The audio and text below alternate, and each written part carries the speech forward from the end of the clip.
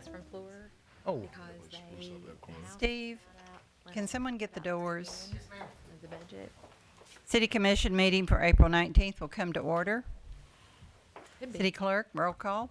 Commissioner Abraham, Present. Commissioner Galt. Present. Commissioner Rhodes. here. Commissioner Wilson. Present. Mayor Kayler. Present. Commissioner Abraham will be doing our invocation tonight, and right after we have the Pledge of Allegiance by Catherine Winfield, and she's a Paducah Tillman High School senior. Everyone stand.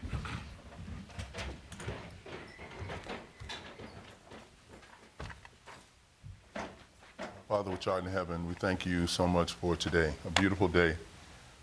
Father, specifically this evening, we ask that keep the Green family close to you. Comfort them in their time of loss. These things we ask in Yeshua's name. Amen. Amen. I pledge allegiance to the flag of the United States of America and to the republic for which it stands, one nation, under God, indivisible, with liberty and justice for all. Thank you, Catherine.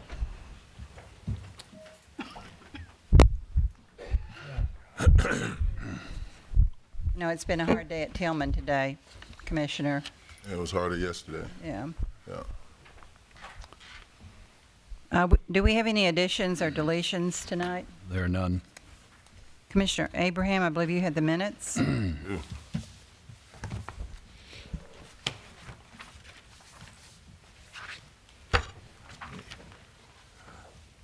I move that the reading of the minutes for the April 12th, 2016 City Commission meeting be waived, and that the minutes of said meetings prepared by the city clerk be approved as written.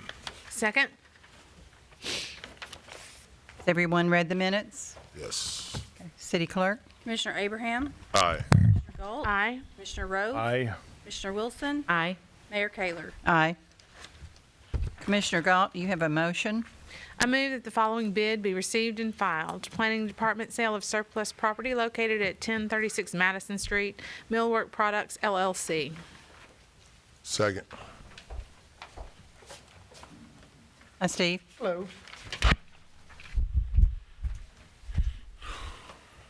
At this time, there is no plans for the property. Certainly, he will continue to maintain it, possibility for future reuse of the property in the future. Okay. City Clerk? Commissioner Abraham, Aye. Commissioner Galt. Aye. Commissioner Rhodes. Aye. Commissioner Wilson. Aye. Mayor Kayler. Aye. Under our municipal orders, Commissioner Rhodes.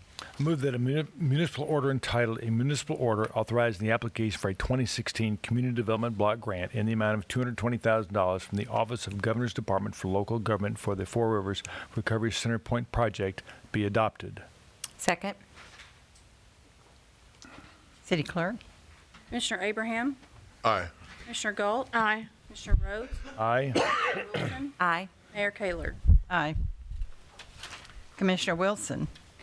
I move that a municipal order entitled, "A Municipal Order Accepting the Bid of Millwork Products, LLC in the amount of $100 for purchase of real property located at 1036 Madison Street and authorizing the mayor to execute a deed for same" be adopted. Second. Any questions for Steve? City Clerk? Commissioner Abraham, Aye.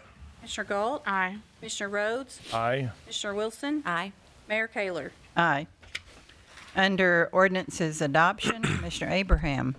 I move that the Board of Commissioners adopt an ordinance entitled, "An Ordinance Accepting a Grant Award from the Firehouse Sub Public Safety Foundation for the Paducah Fire Department to purchase 10-minute carbon 3,000 PSI cylinders, breathing hoses, air cart, and carbon 4,500 PSI cylinders, and authorizes the mayor to execute all documents necessary to receive said grant."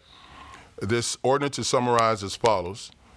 that the City of Paducah hereby accepts a grant award in the amount of $15,125 from the Firehouse Sub Public Safety Foundation to purchase safety equipment for the Paducah Fire Department. The mayor is hereby authorized to execute all documents necessary to receive said grant. This award does not require any local matching funds. Second. City Clerk? Commissioner Abraham, Aye. Commissioner Galt, Aye. Commissioner Rhodes, Aye. Commissioner Wilson, Aye. Mayor Kayler. Aye. Commissioner Galt, please. I move that the Board of Commissioners adopt an ordinance entitled, an ordinance authorizing the mayor to execute change order number 1 with Mott Electric LLC for the installation of a generator at the Paducah Police Station. This ordinance is summarized as follows. The mayor is hereby authorized to execute change order number 1 in the amount of $2,450 with Mott Electric LLC for reconfiguration of the generator that was installed for the Paducah Police Station. This allows the generator to function for both the Paducah Police Annex building and police station. This reconfiguration extends the time of completion to March 12, 2016. Second. City Clerk? Commissioner Abraham, Aye. Commissioner Galt, Aye. Commissioner Rhodes, Aye. Commissioner Wilson, Aye. Mayor Kayler. Aye. Commissioner Rhodes on the ordinance introduction. I move that the Board of Commissioners introduce an ordinance entitled, an ordinance authorizing the mayor to execute a reimbursement agreement with Paducah Water for asphalt and concrete rehabilitation work within the various locations of the city right-of-way in the 1300 block of Kentucky Avenue associated with the Paducah Water 24-inch transmission main construction project. This ordinance is summarized as follows: that the City of Paducah, Kentucky hereby authorizes the mayor to execute a reimbursement agreement between Paducah Water and the City of Paducah, Kentucky for reimbursement for asphalt and concrete rehabilitation work within various locations of the city right-of-way in the 1300 block of Kentucky Avenue associated with the Paducah Water 24-inch transmission main construction project, estimated $220,000. In the event the total invoice amount exceeds the estimated amount required to complete said project, Paducah Water agrees to reimburse the city fully for all costs required to complete the rehabilitation work in excess of the estimated costs. Second. Mayor Commission, this is a coordination between ourselves and Paducah Water, where they will piggyback on the contracts that we've competitively bid for the work that's associated with their 24-inch water main location. Again, this is a reimbursement. We will spend the money up front and they will pay us back. Sounds okay. Thank you. Can't miss. So we have our workshop tonight, and it's a presentation from Ratio. And Steve, you're going to lead into that on the 2 City Hall options. Yes, I could. If I'd like to make an introduction and also kind of, just for a couple minutes, kind of step back a little bit and see how we got to this point, if I could. First of all, I'd like to introduce the Schematic Design Advisory Group. Hal Sullivan is here. Joseph Benberry was on the committee, and he's not here at this time. Bill Renzulli is here, as long as his wife Patience. Fowler Black, Lindsay Maestri, and myself, of course. With Ratio Architects, Brooke Funkhauser and Rob Proctor, a major part of the team also with Brock Roseberry, which is not here this evening, but certainly played a big part in that. In May of 2014, there was an assessment and conceptual planning study completed by Markham Engineering, BFW, and Peck Flannery, Grimm, and Warren that was presented to the commission at that time. At that same meeting, also there was a conceptual opinion of cost for rehab that was presented. In July of 2014, the City Commission, as well as the directors, held a values workshop. Image, customer experience, functional building and workspace, and sustainability and siding impacts were discussed at that meeting. Public comments on those values that I just mentioned were solicited and received until September of 2014. At the November 18th, 2014 meeting, the public comments were summarized. The commission authorized solicitation for design services for a new city hall in the Civic Center zone, and that was on November 18th of 2014. March of 2015, there was a presentation to the City Commission on site selection. The City Commission narrowed alternative sites to 3. On May 10th, the city published a request for qualifications for architectural services for design of a new city hall. On the 12th, a presentation was made to the City Commission on alternative structural methods. At that time is when the City Commission agreed to explore rehabilitation of the existing City Hall as well as new construction. That's the first time we heard about the dual approach process. Also, in May of 2015, the City of Paducah received proposals from qualified architectural firms. All firms were asked to present to the City Hall Advisory Committee. In July of 2015, each firm was asked to present on their ability to produce conceptual plans for both the revitalization of the existing City Hall and a new City Hall. A recommendation at that time was to hire racial architects. That was forwarded to the City Commission in October of 2015. As part of their team was Peck Flannel Grimm Warren, Bacon Farmer Workman, and Markham Engineering. What was included in that contract, the contract was set up as a renovation and rehabilitation of the existing City Hall as the baseline approach, since the approach represented the most comprehensive set of engineering and design services. The contract additionally includes the design of a new City Hall building alternative for comparison to the baseline renovation rehabilitation approach. Both proposals were required to provide a modern workspace that will serve the city over the next 50 years.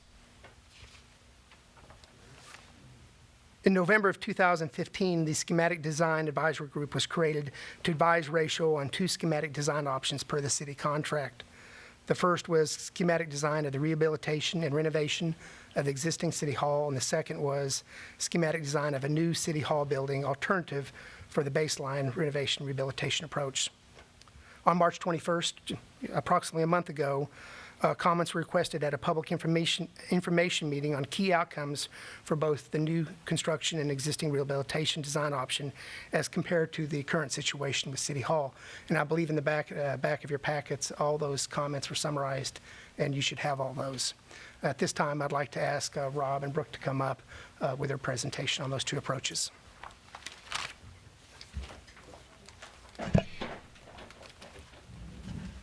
Steve, I wonder if we might dim the lights just a bit, make that more viewable. Is that better?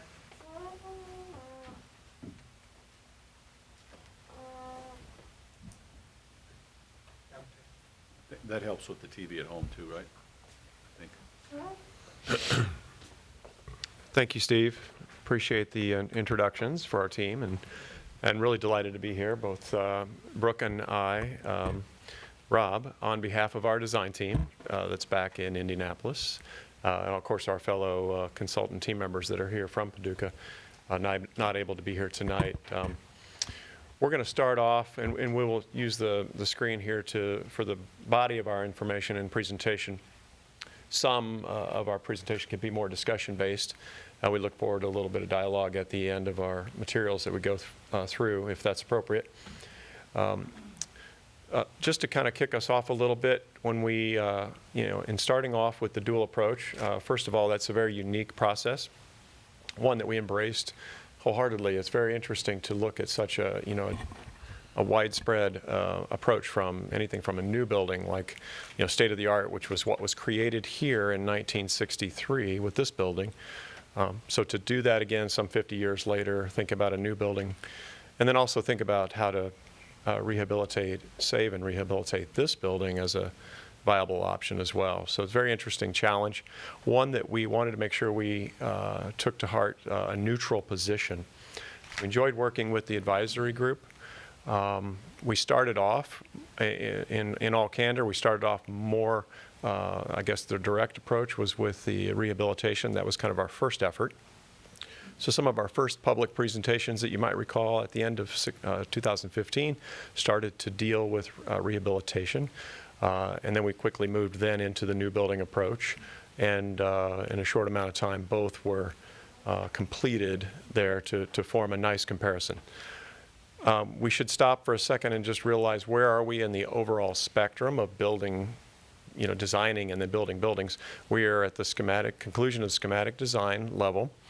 That's kind of a preliminary design level where you establish overall scope and intent of a project. You establish preliminary budget parameters. The next step that follows that is construction documentation, blueprints, if you will. Then usually bidding and construction.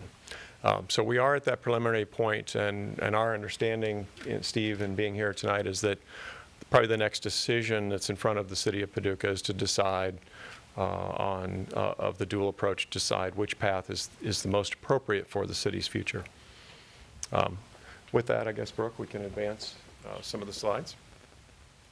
I'm going to go ahead and touch just briefly on the goals that we established working with the advisory group, and also in tandem with the department leads throughout the staff.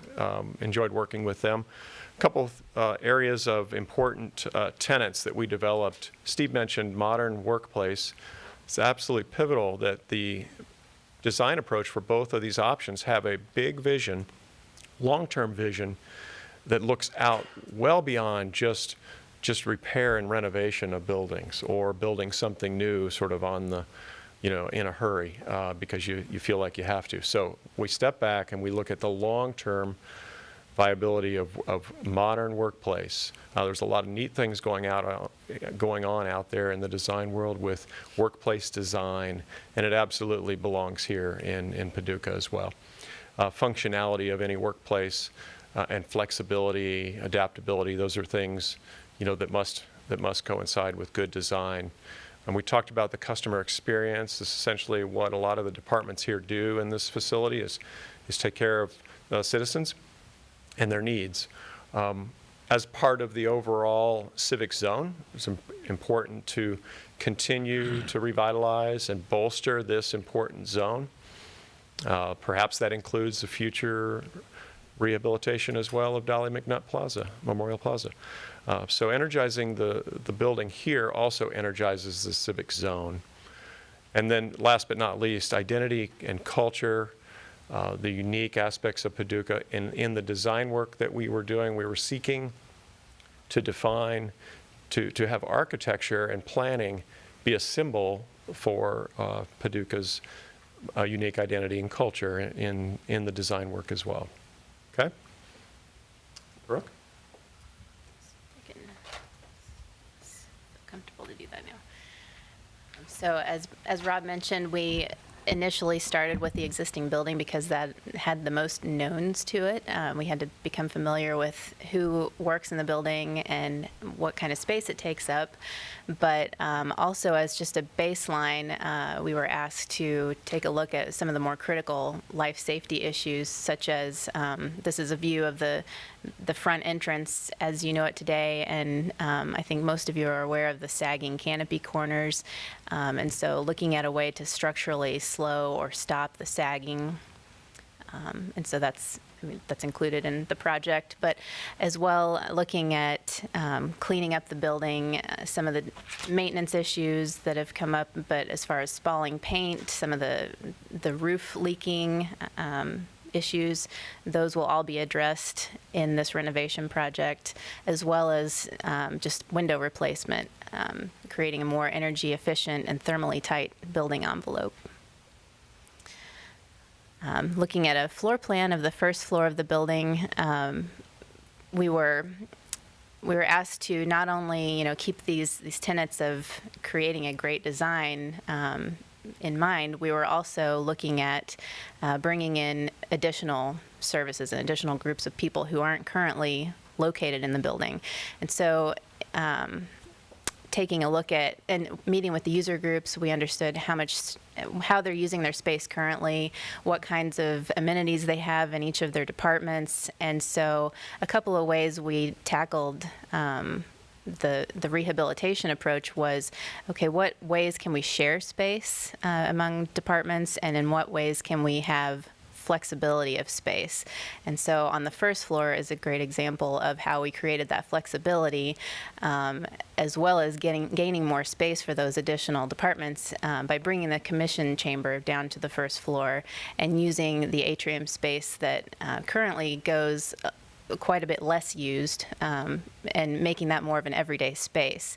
Not only does it make it something that everyone will interact with on a daily basis, but it also celebrates the core function of the building, and that is the government architecture and putting the practice of these types of meetings on display. We also addressed, you can't see it as well in this image, but when we switch to the model, you'll see that one of the important features we brought to this was that even though the departments are generally located around, what we were calling a donut of the space, now we've opened up the walls that divides those departments with more glass, so you can see sort of across the space and know more about what's going on in the building, but that also addresses the customer service aspect of our goals, which was to create better wayfinding. Whenever people come into the building, they know quite a bit more about where they're supposed to be going. You'll notice the colors on these floor plans. We've jumped to the second floor now. The colors represent the departments, so the orange represents general government. We've got engineering, parks, planning, et cetera. But you're probably familiar with right now the opening in the center of the atrium. That is what you're looking at right now in the center of the space. You're looking down into the commission chamber from the second floor. As proposed, yes. But another function that we were looking at was ways to share space among departments rather than having printing and copying functions being duplicated and plotting, but then also break spaces being duplicated throughout every department. Now we're encouraging everyone to kind of connect with one another in a shared space. So you would come and have your lunch here, you get your coffee here, but you'd also do printing and plotting, and just an example of a more modern workplace, having everyone collaborating.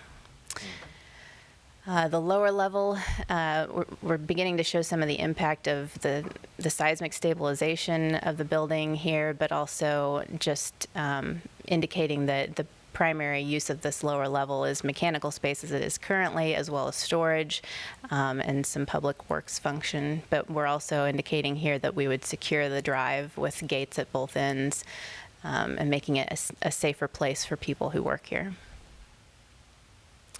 We did not want to neglect or seem to neglect that we are aware that this is a precious building. And we did a fair amount of research of Edward Durrell-Stone's work in starting the project and just understanding what we were dealing with and what we need to try to maintain, and some of the unique characteristics that made the quality of his architecture so interesting. And you are all aware that you have another one of those unique projects here in Paducah. Yeah, if I can.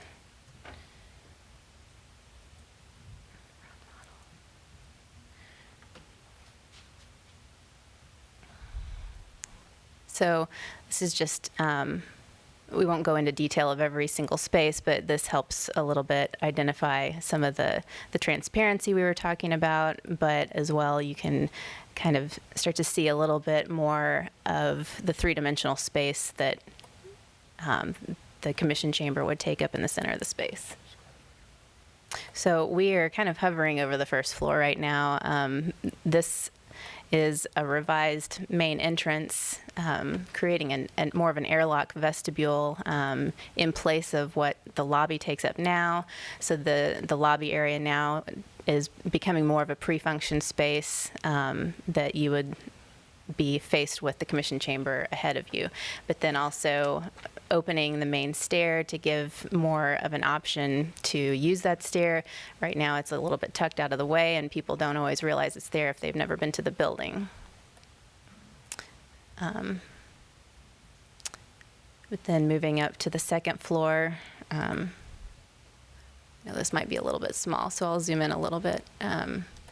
But at the top of that stair, creating more of a public space that, in encouraging people to use this, you want it to be something that's seen and not something that they have to travel far to. And so this is pretty well a central location for everyone who uses the building. And part of this relocates a few of the service functions of the building as well. But to understand what you're looking at a little bit more, this is a section slicing through the middle of the building. This is the pyramid that you're all familiar with, the atrium that you're all familiar with, and then that this view is the impact of that commission chamber space, open to above. We've talked a little bit more even since about how to treat the rest of the room. You know, this is a very schematic in form right now, but that would address things like, you know, people using the building throughout the day and keeping distractions down. We came to that a little bit already in some things, but just as a quick view of the space from the commission, so basically from where you all are sitting. Do this. Yes. Oh no. Sorry. Okay. Rob wanted me to point out actually also that the view that we're looking at here is, as it's set up, is as a commission chamber space for a meeting like tonight, but we're thinking that this would be more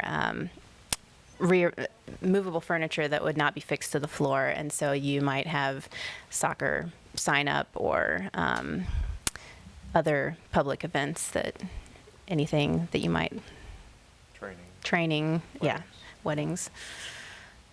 Okay, new construction, I guess. So beyond that, now we understand a lot more about what the building needs, just in general from a user standpoint and from an architectural standpoint. We looked at siting the building, and there were some options that were identified to us early on as possibilities. And as you can see in this image, we selected the site that basically completes sort of the Civic Zone quad by placing the new City Hall site on the south side of Dolly McNutt Memorial Plaza. Oh, yeah, sorry. This being the existing City Hall. North is up on the page, the library, and courthouse. So also, as we're moving along in this process, we're learning more about Paducah that we didn't know before, and looking for ways to express the community of Paducah through the architecture of this new building, and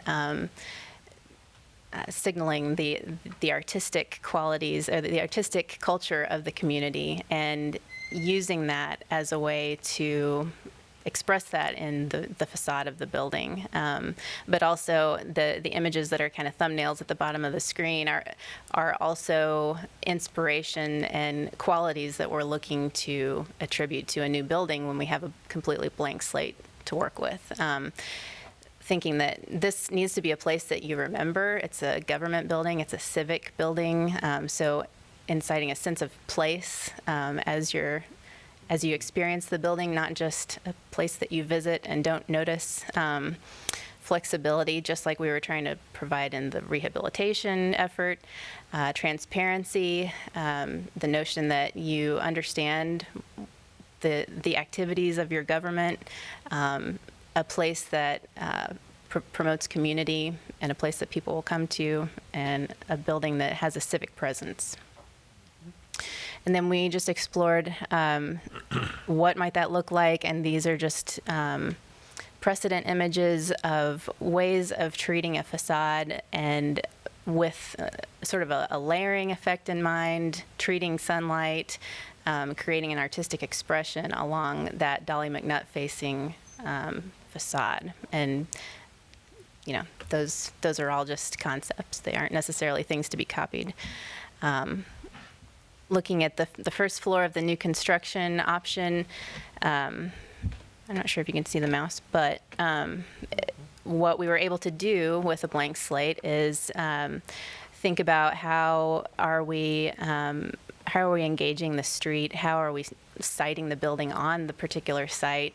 The outline of this image is sort of the site that we're taking up, which isn't as big as this site. Yeah, this actually, the bottom of the page is Dolly McNutt Plaza, so north is down. But we orient you so that you can understand sort of how you would enter the building. And what what happens with this building is we're creating a more central spine, a cleaner spine of circulation through the building. So the white on most of the floors kind of runs horizontal and vertical. But you sort of enter the building here and then collect functions. So core functions like restrooms, stairs, elevators, electrical closets would all happen here, freeing up the rest of the building for functional use. And then, so departments typically fall in line here. On the first floor, we have the commission chamber element and its meeting room functions, as well as a gallery space and pre-function space. And a monumental stair connects all of the stairs, or all of the floors from there up. And so the remaining floors are very similar to the second floor, so we won't take too much time with them, but you'll notice the same sort of colored departments as in the rehabilitation effort. So again, the circulation neatly collected.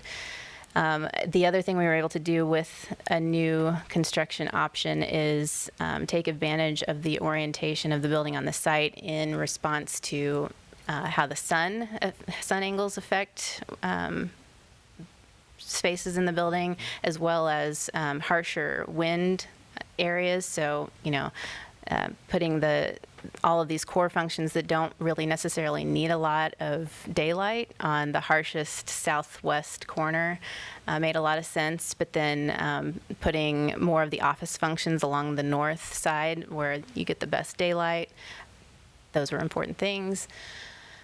And view to the plaza.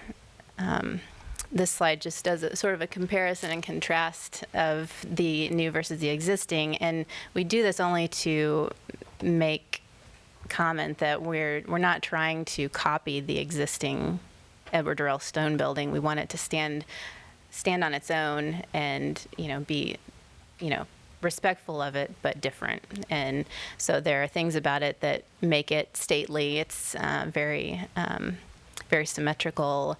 It has a rhythm of the solid and void to its facade treatment. It sits at the center of the site, and versus the new construction building engages the sidewalk more. It invites people in.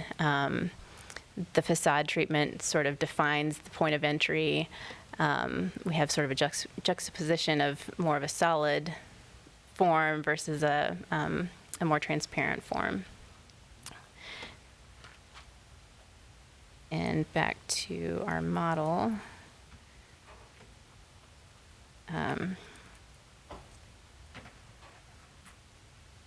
So this is the view you would see of it from Dolly McNutt Plaza, a reformed Dolly McNutt Plaza. And so you're starting to see some of the things that we described and more.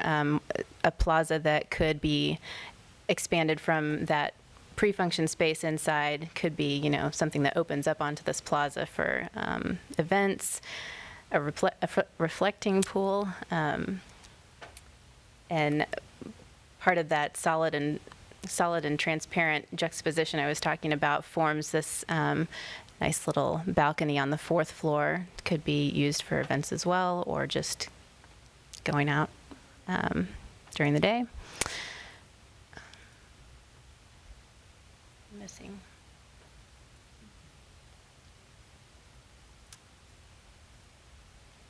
More standard building materials would be used here as well. We've been thinking about very likely stone, metal panel, glass, but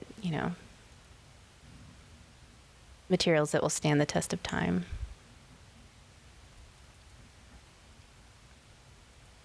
Any other thoughts? No, I think that's good. I think it gives a good overview. Can you go to that? Yeah.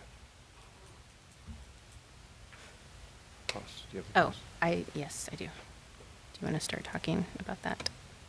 I have to pull it up.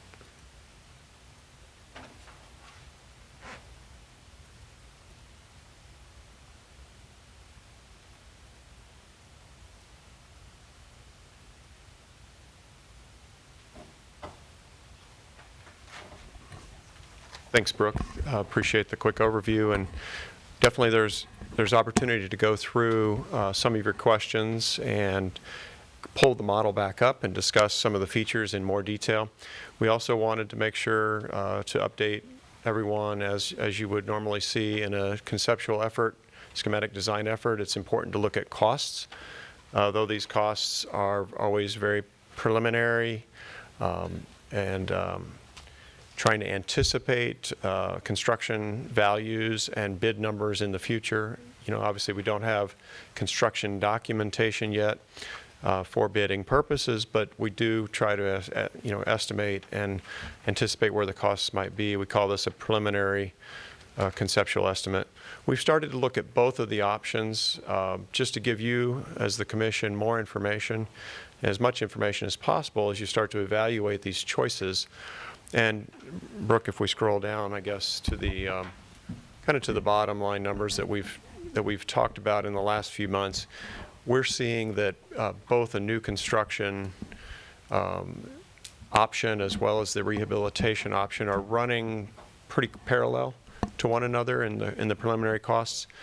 There are some additional items on that site for the new building that we factored in, but just as well on the existing building here, there's enough work, as you can see, in rehabilitating all the systems and making the appropriate modern workplace changes that the work staff and the departments would need to leave the building for the construction period of time, at least on the inside.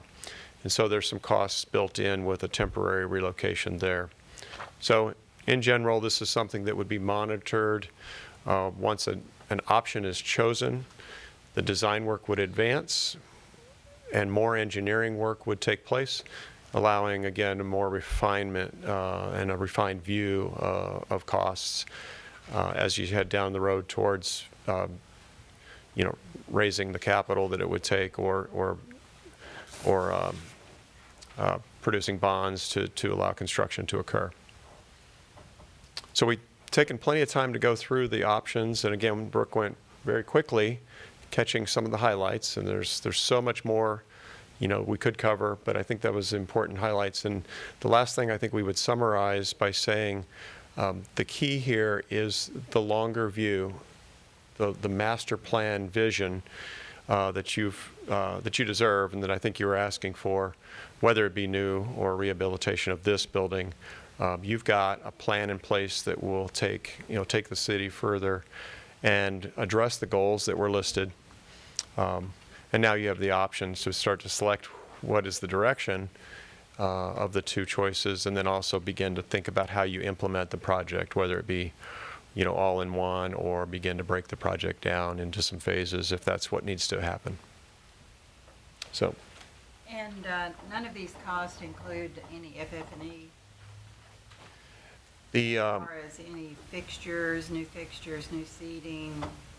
Yeah, we would carry that in a soft cost item that would be more, Is that in here? like A&E expenses and survey expenses and those kinds of things would be on top of the construction costs you see here.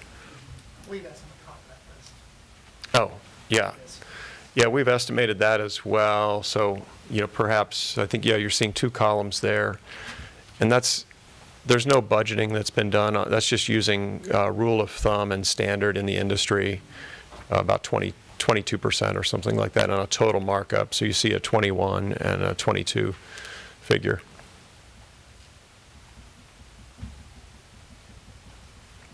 So hopefully that was helpful. We're more than happy to pull the model back up and address any other areas you'd like to take another look at. Is there any particular area that you all want to look at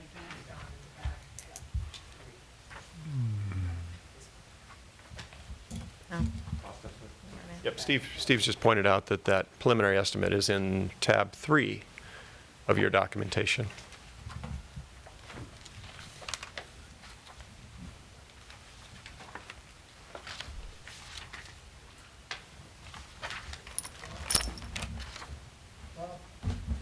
Yes, Bill. Does the cost reflect what would happen to the existing building with the new building?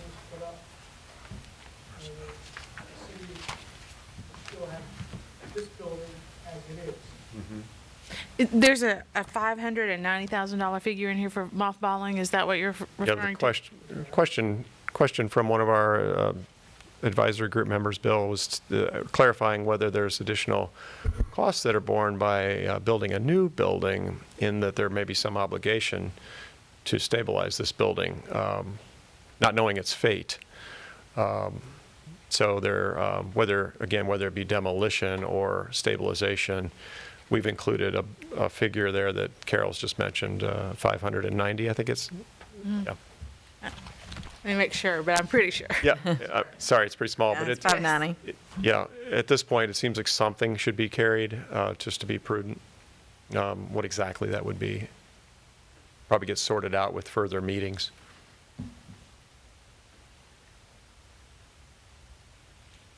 Well, I mean, that's not an option for me, to walk off and leave this building. Just can't do it. Mm-hmm.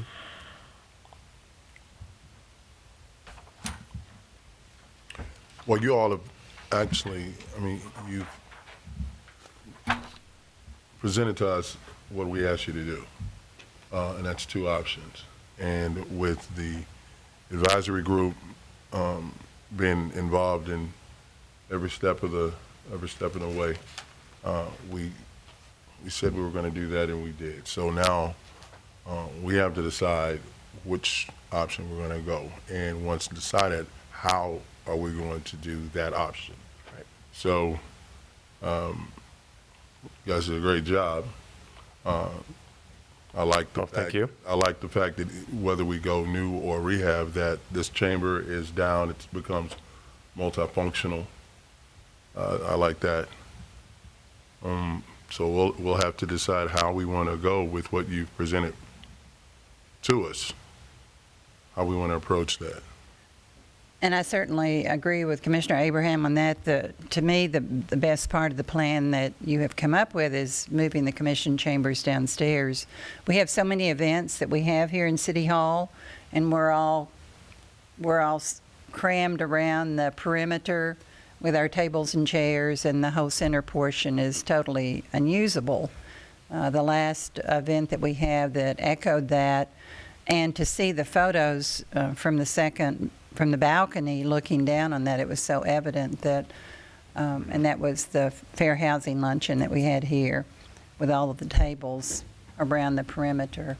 Mm-hmm. And you know, it kind of, to use a word that probably isn't good, but it kind of alienates the people, you know, on this side of the area downtown, downstairs versus this side. So, you know, it really would bring more communication, more continuity to everything to have that.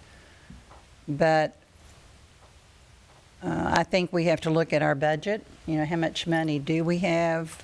Where is that money coming from? And I feel like probably phasing in is, in my opinion, is the best way to go. How do we phase that in? Do we do that in 3 stages, 4 stages? Mm-hmm. How do we plan that out? And then when you think of phasing it in, are you going to have an elevated cost over the next 15 to 20 years? Will those those plans that you came up with today, will they still be relevant in 15, 20 years? So it's truly a big decision. I think, you know, what's critical right now for me is the stabilization, the safety issues that we have here in this building. Mm-hmm. But what are those safety issues? That's another decision. Is it the windows? Is it definitely the canopy, the roof, some of those issues? But then is it also our heating and air conditioning? Is it the windows? Mm-hmm. Yeah, a comment, if I may make a comment. Sure. I think as you're all thinking, obviously there's no decision being rendered today, but while we're here, when you think about the long-term viability and you're appreciating, I think, the qualities of kind of a renewal in the rehabilitation option, we've worked with the advisory group pretty closely on a number of options, some of them built in a physical model that you've seen. One of them is here in the back of the room. But the, thinking long-term about the qualities that we talked about with modern workplace, but also being good stewards of historic architecture, which mid-century modern buildings like this now that are the age of me We're mid-century. yeah, are now very critical buildings in the building stock of our country. So thinking about what are the things that you can do still, again, in this option, that do not detract from the original intentions and the original design, but actually, maybe in some way help celebrate even more so the activities going on in the building. So when we think about the design work, I think our group's come up with so far, is that we kind of think Edward Durrell Stone would like the options that are being looked at now if he were viewing in, and I think making sure that work, the design solution work, is good for a long time. That's the key. You probably won't do another project like this once you do this one, again, for another fairly lengthy time period. So it's got to be good work. And the last thing I would say that we've talked about, I think Commissioner Abraham, as you pointed out in both cases, we're sort of celebrating government through the vehicle of design, and celebrating the kind of work that you all do through the proper placement of the commission space, and then allowing that space to actually be utilized for a whole host of functions. It brings people into this room that may not otherwise see it. So, Commissioner Wilson. Well, I want to thank Ratio. Y'all have done a really great job, and you've done what we ask. And the advisory committee, too, I hadn't had a chance really to thank you all, because I know you put a lot of time and effort into this project. So thank you for all that you've done. And it's really given us a great vision. And I agree. I think it would be very difficult to walk away from this building unless we found an owner that wanted to use it for something that would even be grander than a city hall, for some kind of, we are a UNESCO city. If it was something arts related use, I don't know that would happen, but this gives us a vision of not just settling. We could think about, should we just want to repair this and repair that and kind of settle for that? Or do we want to have a vision of what it could look like in the future, even though we may have to phase it in? Mm-hmm. That's good.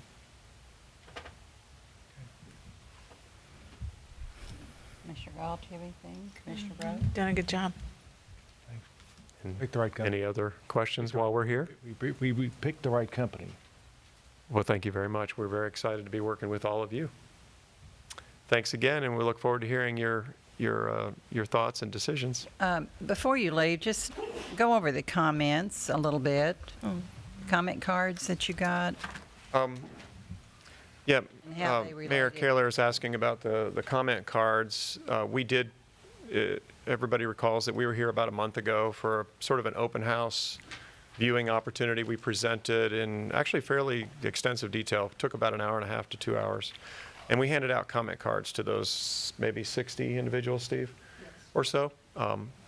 Comments were very good. There was obviously a lot of interest in rehabilitation, in addition to preservation, because I think a lot of folks hadn't really thought about that, the ability to maybe make some changes and keep the building. There were also a lot of comments in favor of building something new. Steve, can you add anything to that? Sure, I think Mayor, at the end of the document that you have all of the actual comments, the open comments that were included in those comment cards. Every one of those was separately listed. And then we also broke those down by frequency. For instance, in favor of rehab in phases was 10 comments. Likes the design of new construction, there was 9. Fixed preserve, there was 8, and then those were all broken down. So, you can see those comments individually. As far as existing rehabilitation, new construction, on an average of 1 to 5, the existing rehabilitation scored a 3.65, and new construction a 3.4 in the larger scheme of things.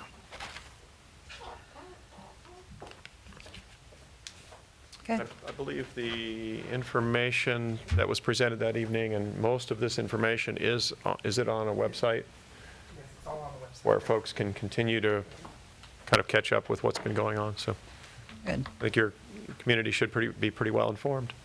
Thank you. Thank you all. Thank you, Rob. Thank you so much. Thank you.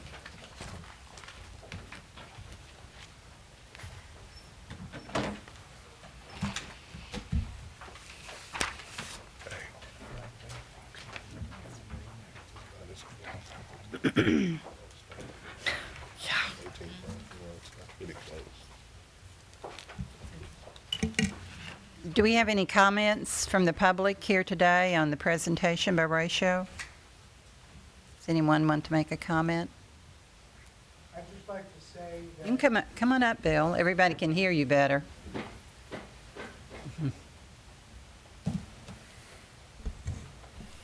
I would just like to say that working with Rob and Brooks and other members of the team has been really a remarkable experience, and I am so impressed with their professionalism.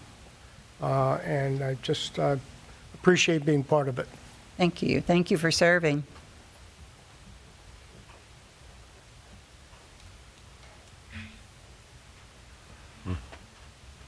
Okay. We do have an executive session tonight. Who has that? I move that the board go into closed session for discussion of matters pertaining to the following topics. Proposed or pending litigation is permitted by KRS 61.8101C. Issues which might lead to the appointment, dismissal, or disciplining of an employee is permitted by KRS 61.8101F. Second. City Clerk? Commissioner Abraham, Aye. Commissioner Galt, Aye. Commissioner Rhodes, Aye. Commissioner Wilson, Aye. Mayor Taylor. Mayor Taylor. Yes. And I forgot to ask the city manager. He had a report. Do you have a Well- report, city manager? I just want to comment a couple things. I think everything is in good shape for the quilt show. Pavilion obviously has come together, and I think at the end of the day, we have probably a more functional site layout than what we had in the past. I've heard a lot of good comments. I think the vendors that have come in so far, for the most part, have been pleased with it, so that's good to see.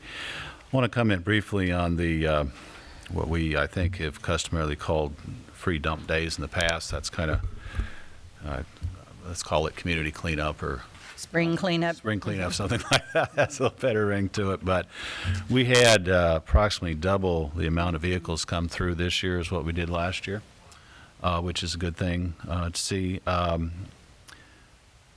Could be a lot of reasons for that, but in particular, a lot of electronic goods came in, just tons of them. I think every last tube television in town made its way into there, and maybe even some first generation high def, so that was good to see. And there are just tons of groups on site, volunteers, Paducah Power and others.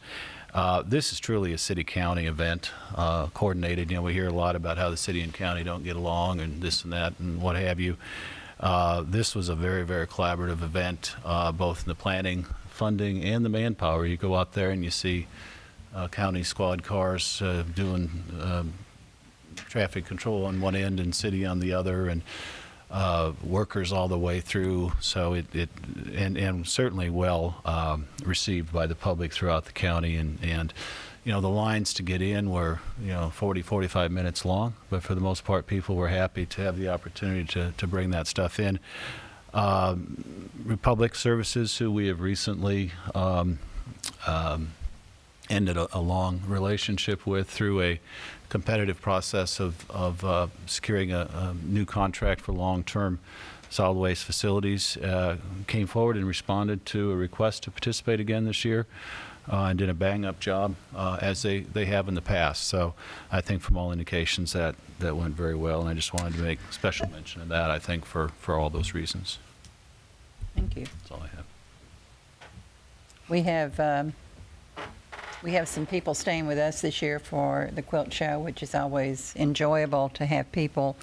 We have one lady from Australia and two from Georgia, so it's always interesting to meet all these folks that come in to Paducah from all over the world, and they love Paducah. It's a happy time of the year to have them here. So we will, I'm sorry, That's an interesting conversation. Georgia and Australia? Yeah. If anybody can understand it. Okay, we will not be coming back to make any decisions, so meeting's adjourned.